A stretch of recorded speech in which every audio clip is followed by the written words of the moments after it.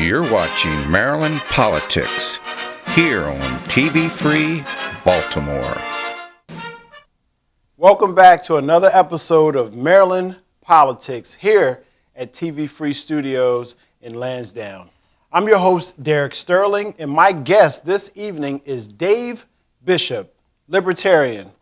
How you doing today, Mr. Bishop? Good, Derek. Great to be here. Thanks. Good. I always come out the gate with a powerful question to my guests, especially being a libertarian, where libertarians are on the move right now, pretty much being consumed by Democrats and Republicans. But just tell our audience, tell my audience, what makes you a better candidate than Anthony Brown? Is that the proper way to present that question? Basically, there's a few things that separate me from Anthony Brown and even the Republican candidate. That one being, I'm not a career politician. I've been in small business since I got out of the Marine Corps in 2004, except for a short stint that I worked for Office Depot. But other than that, I've been running and managing and working in small business. Exactly. So I have worked for a corporation, and that helped me kind of establish that small business really is what makes America work overall.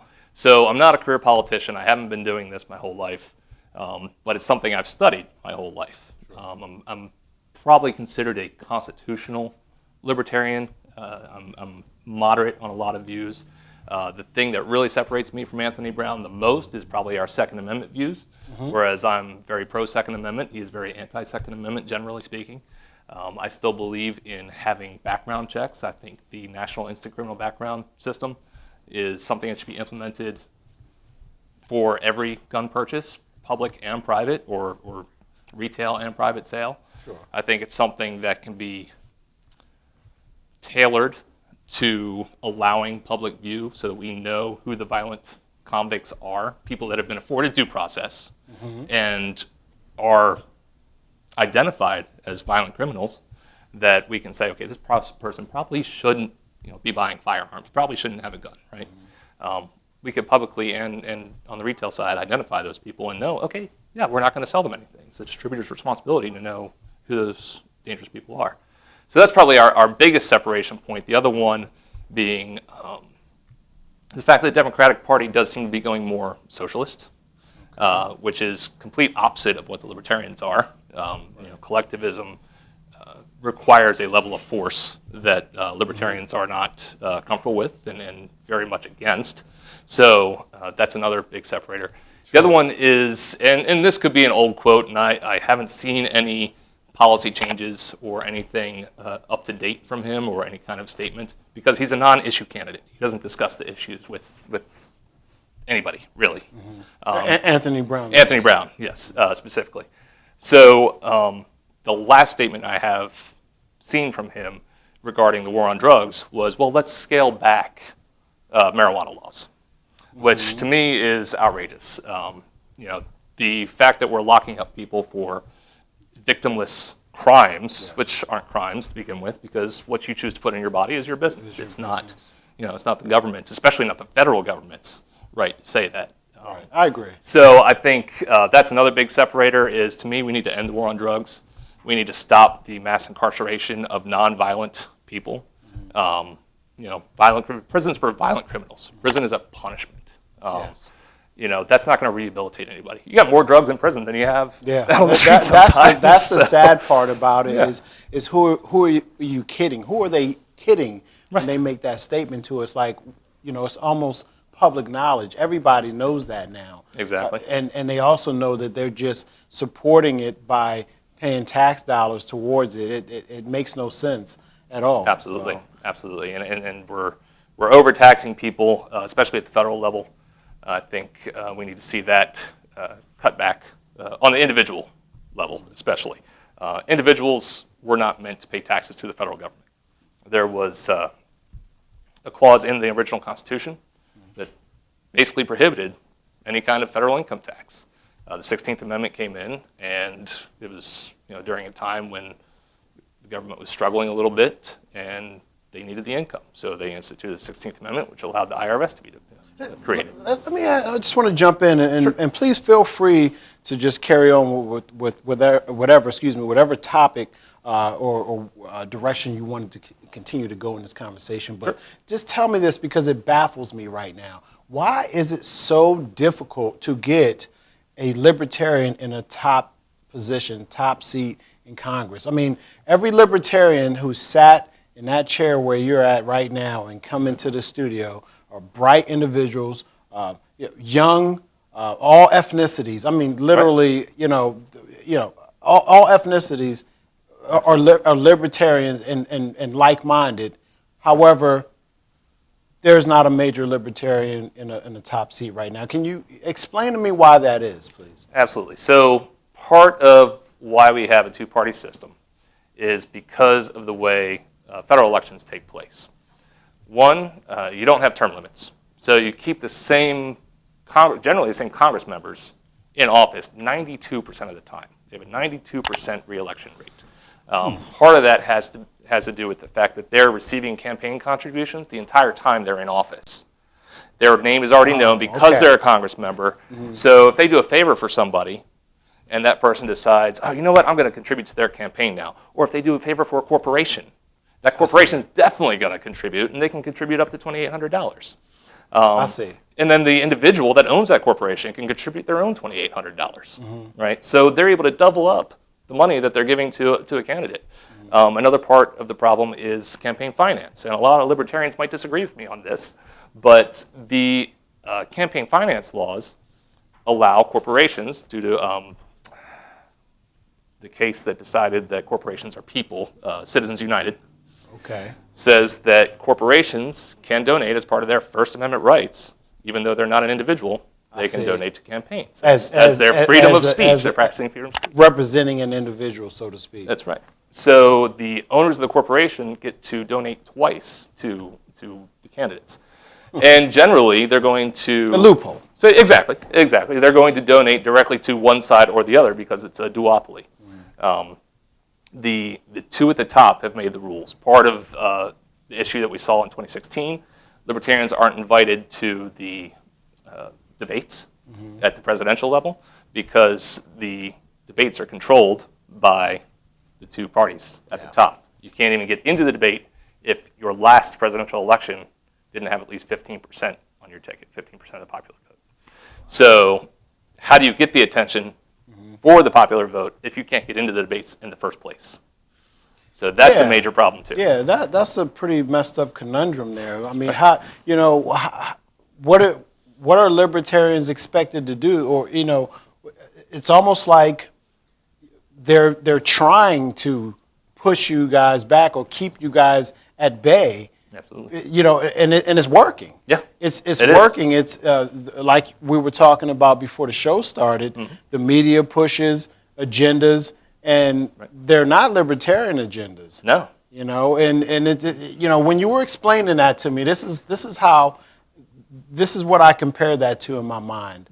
It's almost like a cell phone company that keeps you locked in the plan. They offer you a little discount on a new phone. All you got to do is come. And that's a good analogy. And that's the way it seems. Yep. And the other thing is TV and any kind of media grabs ratings through extremism. You are blown away by something. You're angered by something or some compassionate story here. And so they need to create that divide to drive ratings. Sure. Ratings bring advertisers. Advertisers bring money. Yep. So to have that extreme divide, which we're seeing right now in politics, that is driving those ratings way up. And you have to see two sides to divide. If you had to introduce a third moderate side with somebody who's going to speak any kind of common sense or not have an agenda to split the population directly in half, then that's not going to be of interest to anybody. It's not going to drive ratings. And so you see a need for the media to do that, and that's why we have two smaller CNN and NBC channels, and we have a Fox News channel that dominates the right side of the ratings because they want that divide, and they're going to push that divide. I watch BBC. I don't watch any of those three. Well, let me throw another question at you here. You said you served time as a Marine, correct? That's right. And how long were you in the service? 4 years active duty. I did my 4 years inactive. I actually went and did some drill during that 4 years of inactive time, and then I did 3 years in the Army Reserves. Okay. Where I ended up resigning and getting my honorable discharge from the Army Reserves as well. Okay. So And altogether, thank you somewhere for your around service, too. 11 years. Yeah. Thank you. Yeah. Thank you. So when you were in the service, and it has nothing really to do with being a libertarian, the question that I'm going to ask, or maybe in some way it does. But you still had the same frame of mind as you do now as a military guy, and what was the feel like? Because it seems like a lot of the enlisted men and women, they can easily. There's a majority of them that feel are liberal-minded, and there's still a lot of them that are conservative-minded. Like my father was in the service for several years, but he was more liberal thinking. So what was the overall mood during your time in the service to what you could really recollect of the service enlisted people at that time? Did it seem like people were real strong about their country and felt happy to be a part of the society that they're from? So I went in October of 2000 is when I went to boot camp. I got out of boot camp in January. I went to short combat training, which all non-infantry Marines go to. It was 3 weeks. And then I went to my MOS school, my job skills school for the Marine Corps. That was about 3 months. I got to my duty station July 13th of 2001. We were generally at peace. Yeah. 2 months later, after war, 2 months on time. active duty at my duty station, at a non-deployable unit at that, we're at war. 9/11 happens. 9/11. I was at the legal office that day. I'm the JAG clerk, so I was at the legal office that day. The planes hit. One of the other Marines comes in and says somebody's attacking, and everything changed. Everything for us changed. I mean, there was so much. I mean, Marines always want to fight, so there was so much anger and motivation. Probably anger turned into motivation. Sure. During that week for 50,000 Marines there on base, that we were all ready to get on ships and go fight. I mean, it was probably one of the most patriotic unity times that we felt. I mean, even though such a horrible thing happened, suddenly we realized we're all Americans. Yep. And you see the type of people that New Yorkers are when they each need help. When the city needs help, New Yorkers stand up and they help each other. As horrible as you may get treated walking around the streets some days, they all care and love each other regardless. Sure. So it was something that was horrible but led to something great for a short amount of time, and we ended up reacting too fast in the long run because of our anger, because of the way we felt. But I think the general patriotism, the nationalism that came from 9/11 steered us towards a conservative feeling or a conservative base. Yep. And I think that wore off over time. And that's how we go to the other extreme left. And that's why I asked you the question. Because that was a perfect explanation. And if I'd have thought about it a little more before I asked you that time period that you told me you were in the service, that's right when that happened. Exactly. So you got to see the transitions. Oh, yeah.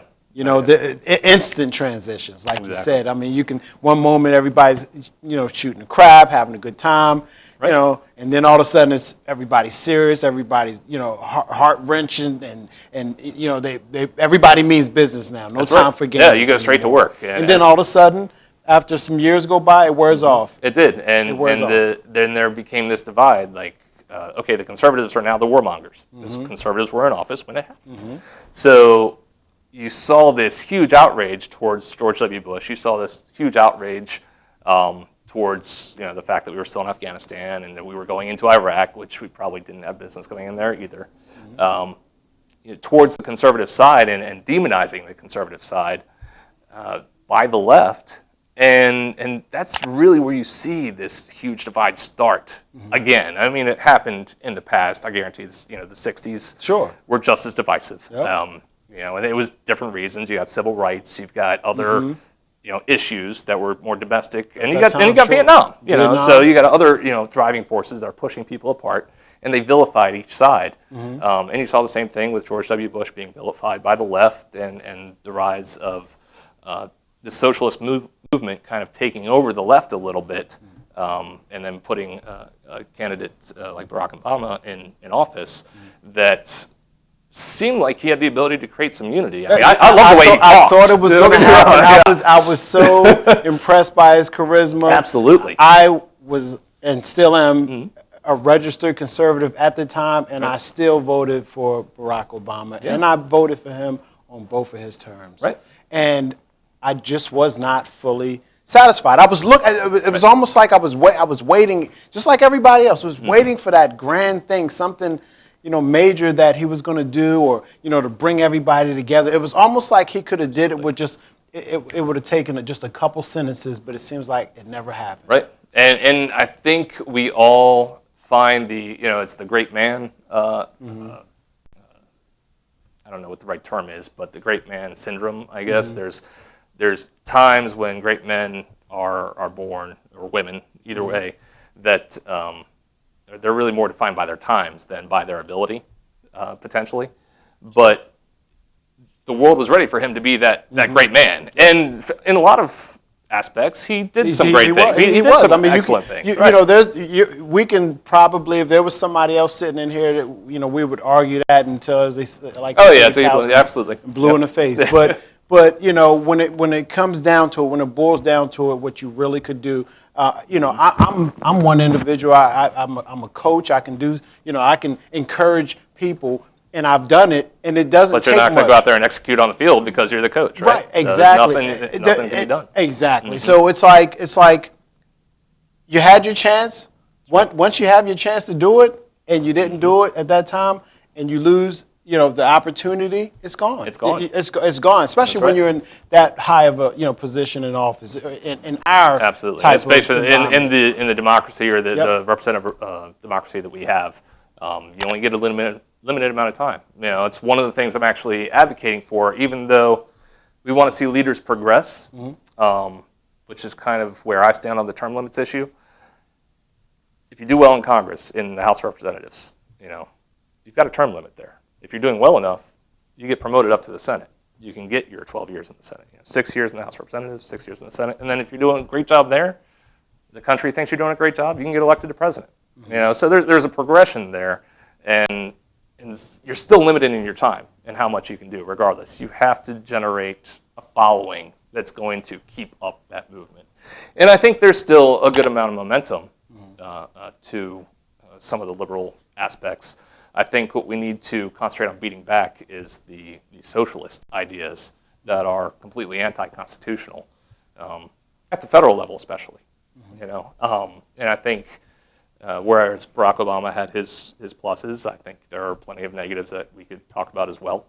And I think the socialist movement that has kind of captivated the liberal side of the aisle is something we need to kind of beat back and say, yes, we're a United States. We all came together at 9/11. We all, belong to the same country. We're all, whether we're citizens or residents, we're all here together. We all have to share this land, right? None of us are here alone on an island, all by ourselves, and can make the rules up as we go, right? So there is, as much as libertarians hate this term as well, there's still a social contract that exists. Okay. But at the federal level, you need to minimize how much of that social contract is controlled by the top. And explain that a little more in depth, this social contract. So the basis of the social contract is that we are going to respect each other by the same rules because we have to live in the same society together. Okay. Right? I'm not going to steal from you. You're not going to steal from me. That's just general social contract. I'm not going to kill you, if you're not threatening to kill me. That's kind of the idea of a very basic explanation of social contract. Sure, I understand now. So it exists. We have a society. We're not alone. We have to have these kind of social rules between us as individuals. We learn to respect each other. But how much of that is controlled at the top is where our problem is. And we have different cultures within the United States. not just from immigration, which is a huge part of it, but also just from regional differences. You've got different weather in the north than you have in the south. Yep. You've got makes a difference. Yeah, absolutely. exactly. You've got different when you have population Louisiana sizes. that's always getting hit, with hurricanes and major floods, or in California or Florida or areas like that, then their whole social system is different. It has to be. Things have to be done differently. Funding has to be It's got to be applied provided differently. Exactly. Exactly. It's got to be applied differently. Exactly. And that's where, the United States, when you have national or natural disasters, that's where a United States comes together and says, you know what, these people are hurting down here, we need to go help them. And that could be a voluntary effort. I mean, FEMA does a great job of helping with recovery, but there's a lot of voluntary money that flows into situations like that. And I think there's a lot of times that government gets in the way of that.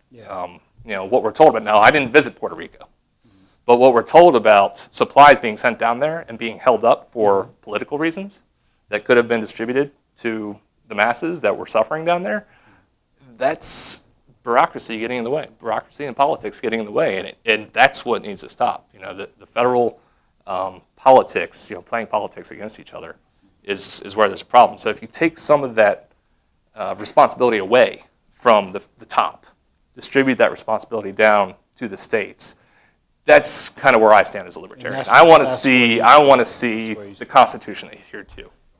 So that's kind of where I stand as a libertarian. The Constitution limits what the federal government is allowed to do. It tells them what they can do, but it also limits what they're allowed to do. The 10th Amendment very specifically says, if it's not in here, it's reserved for the people. The rights are reserved for the people or the states. So if it's not in the Constitution, one item where I think libertarians may also disagree with me, and I'll still defend this point because it is a global and a national scale issue, is the environment. It's not in the Constitution. There's nothing about protecting the environment within our Constitution. That is absolutely correct. Right. And somehow we talk about it like it is. And we deal with it, We have the Environmental Protection we Agency deal with exists, it and it is a federal entity, right? like it is.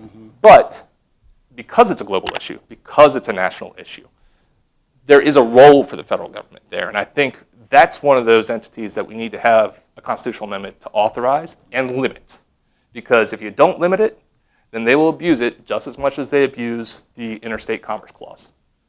Because that has been abused nonstop throughout the history of the United States. I'll tell you what, every time I get a libertarian like yourself in here, you guys speak so much sense to me. It really baffles me why you're the third party. Now, the good thing about it is all the other parties below you guys, they have a long way to go to get to where you guys are. They do. We are the third largest in the country. So, and it seems like you guys are growing. So, if you were, you had a few sentences to talk to the masses, and you wanted to convince people that you're their guy, if they elect you, you can at least help towards making change, but it's going to take a group and team effort. What would you say to them right now? I mean, if you were standing on the podium right now and what would you say to the people? I would say look at where we're spending our money. The idea that we spend money with corporations that are contributing so much to candidates and to different issues, when corporations are not individuals to begin with. Corporations are groups of individuals who only have the interest of their stockholders in mind. They are not interested in the general populace in so much that it makes money for themselves, of course. But other than that, they're interested in the interest of the stockholders. So look at where you spend your money, because they're going to donate to either a Republican or a Democrat. I'm not taking any money from corporations. I'm not taking any money from organizations. Every dollar I take will be from an individual for donations. And that's where we all need to concentrate on. We need to donate individually to the campaigns and the candidates that we believe fit our values best. And we need to get corporations out of our business, out of our government, because that is how government corruption happens. And just could you state all the different social media sites, your websites, Absolutely. So people can get in touch with you? So I'm on Facebook, and that is, you can just look me up, Dave Bishop for Congress. I'm on Twitter, and that is at Bishop4, the number 4, House. And then my website is bishop4congress.com. And that's got a good stance on an overview of the stances that I hold on the issues.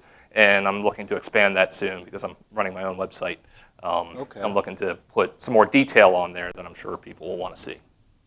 Well, it's been awesome having you here at the TV Free Studio. I don't want to take up too much more of your time. I know you're a busy guy. It's been a pleasure. Hopefully, I'll get to have you back here soon.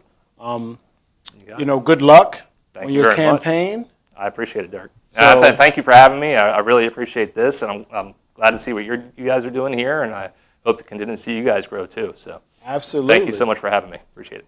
You're very welcome. So, this has been another episode of Maryland Politics here at TV Free Studios in Lansdowne, Maryland. We will see you all next weekend on Maryland Politics. Have a great one. You're watching Maryland Politics here on TV Free Baltimore.